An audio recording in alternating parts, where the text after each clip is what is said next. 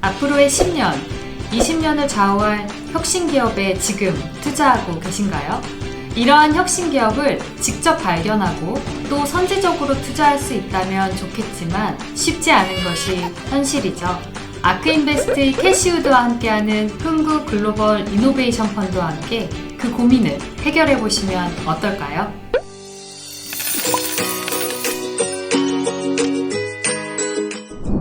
안녕하세요. 흥국자산운용에서 해외 재간접 펀드를 운용하고 있는 오현지라고 합니다.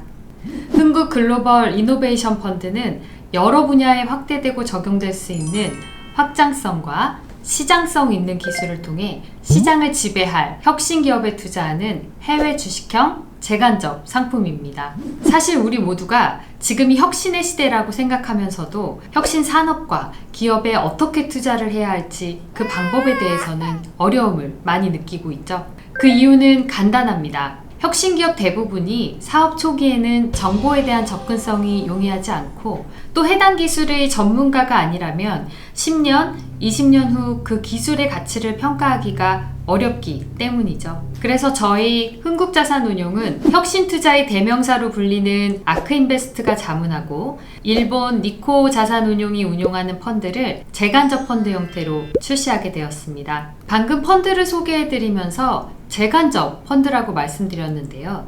이 재간접 펀드가 조금 생소하실 분들을 위해 이 부분 먼저 설명드리겠습니다.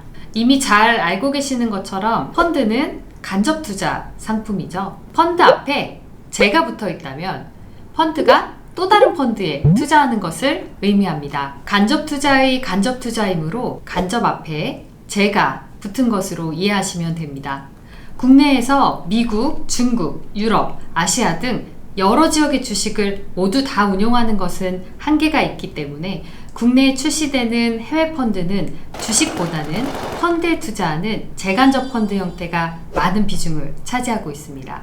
흥국자산운용이 투자하는 니코자산 아크 디스럽티브 이노베이션 펀드는 2018년 8월 29일 설정된 규모 10조 원 이상의 펀드로 50여 개 종목에 투자하고 있습니다. 이미 잘 아시는 테슬라를 비롯해 원격 의료 서비스를 제공하는 텔레닥, OTT 서비스 등을 제공하는 스트리밍 플랫폼 기업인 roku, 소상공인을 위한 결제 시스템 서비스 제공에서 최근 모바일 뱅킹까지 사업 영역을 확대한 스퀘어, 개인 맞춤형 질병 진단 서비스를 제공하는 인비테 등 탑10 비중이 50%를 상회하는 펀드입니다. 벤치마크에 구애받지 않으며 지역별로는 미국이 80% 이상을 차지하고 있고 IT, 헬스케어, 커뮤니케이션 비중이 높은 특징이 있습니다. 펀드 운용에 있어 트레이딩 전략도 적극적으로 활용하는데요. 시장이 급격히 하락하는 국면에는 매수 확신 종목을 저가에 매수할 수 있는 기회로 활용하고 상승기에는 차익을 실현하는 매매 전략을 가져가고 있습니다. 이 펀드의 투자 포인트를 한 단어로 얘기하자면 바로 혁신, 그 중에서도 파괴적 혁신에 주목하자는 것인데요. 혁신이 경제에 미치는 영향이 매우 크기 때문이죠. 그렇다면 이 혁신에 어떻게 투자할 수 있을까요? 결국 기술의 잠재력을 잘 찾아낼 수 있고 기존과는 다른 관점으로 운용할 수 있는 능력을 가진 운용사를 선택한다면 투자 성공 가능성이 올라가겠죠. 그 운용사가 바로 여러분이 잘 아시는 아크인베스트입니다. 우리가 아크인베스트에 주목하는 이유는 파괴적 혁신에 대한 높은 이해와 이를 운용에 구현할 수 있는 전문성 때문일 텐데요. 여기서 파괴적 혁신이 무엇을 의미하는지 알아보겠습니다. 사실 선명한 화질의 TV나 편리성을 향상시킨 가전제품처럼 기존 제품에서 품질을 개선시킨 기술은 파괴적 혁신이 아닙니다. 파괴적 혁신은 기존 고객에게 더 좋은 성능의 제품을 제공하는 것을 목표로 하는 것이 아니라 새로운 시장 개척에 주안점을 둡니다. 궁극적으로는 기존 수요까지 흡수함으로써 시장을 장악하고 선도할 수 있게 되죠. 애플의 아이폰 등장으로 인터넷의 중심이 PC에서 스마트폰으로 이동하고 비디오 스트리밍 방식을 통해 다양한 콘텐츠를 제공하게 된 넷플릭스 등이 파괴적 혁신 기업에 해당됩니다. 사실 애플과 넷플릭스는 서로 다른 분야의 기업이지만 성공의 바탕에는 한 가지 공통점이 있습니다. 바로 인터넷 기술의 발전인데요. 아크인베스트가 주목하는 파괴적 혁신은 이렇게 다양한 분야에 적용될 수 있는 확장성과 시장성 있는 기술을 찾는 것에 포커스를 두고 있습니다. 물론 그 과정에서 기술의 발전을 통해 제조 단가를 획기적으로 낮출 수 있는 기술력은 당연히 뒷받침되어야 하겠죠.